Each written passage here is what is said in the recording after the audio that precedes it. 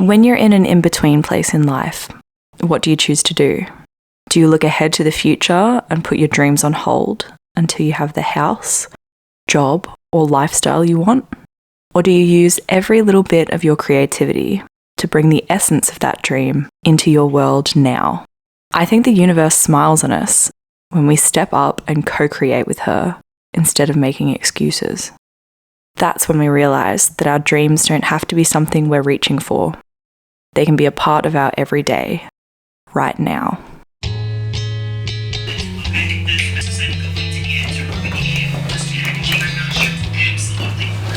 Feel like gravity, keep on pushing me into the ground. Why do I feel so entitled? I hear resistance speaking right into my mind. I wish I listened more, cause I know more. Wish I acted right, but it feels like I don't know who I am. There's more, don't know who to be. Therefore, I keep on searching on in the wrong places. Sent to kill it just to heal anxiety. I don't want this no more. I'll be so bored. Need a new light. Catch me before I fall. Need a new light. Catch me before I fall. Need a new light. Catch me before I fall. This is difficult because you're a mother of what is it you want in relationships. So, what do you do when you're living in a dilapidated, crumbling old house? And we're not talking dilapidated and crumbling like some kind of beautiful old Victorian mansion a la the Pink Palace in Coraline. We're talking more dilapidated in the sense of what kind of drugs were the last people who lived here on for them to have locks on the outside of the doors and to be writing all over the walls. But that's just the nature of the rental crisis in Australia. You pay good money and you get below the bare minimum. In saying that though, of course, I'm super grateful to have a home and to have a home filled with love and with space for me to create art. So what do you do? Well, quite plainly, what you do is you work with what you've got. I feel like as artists, it's so important for us to be surrounded by inspiration and by beauty.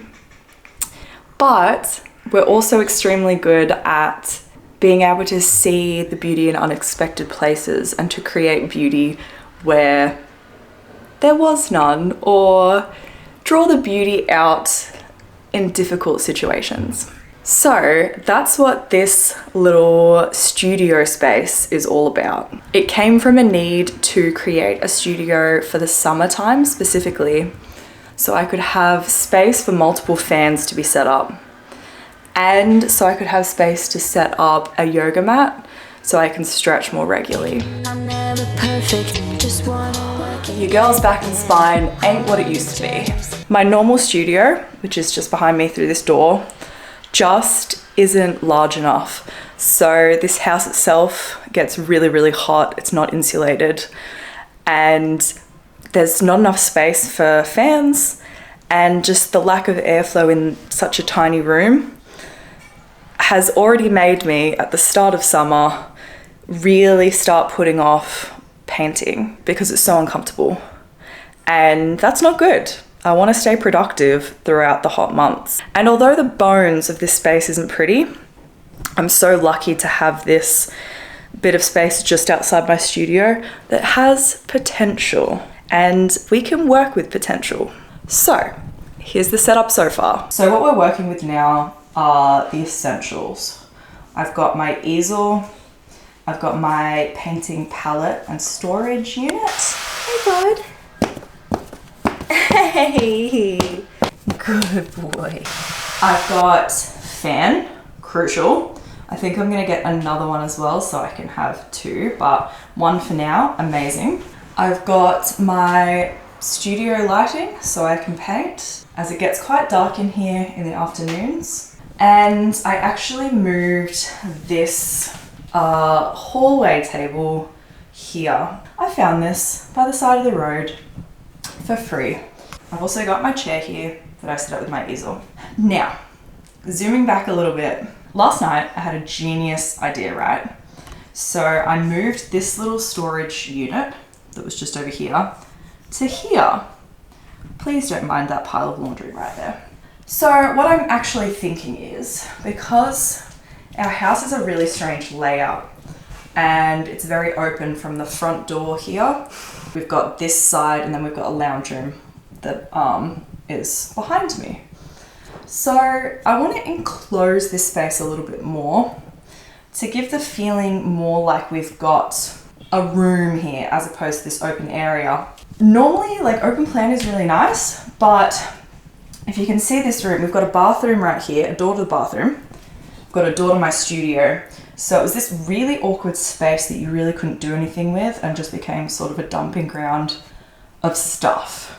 I figured that by moving this unit here and putting a curtain up here, so it goes halfway along, it'll kind of create this faux wall, and it will actually give me a little bit more privacy, and it will mean I can keep this area sort of contained and it feels a bit cozier, you know? And you know, we do love those cozy vibes. So that's what we're gonna tackle in the next video.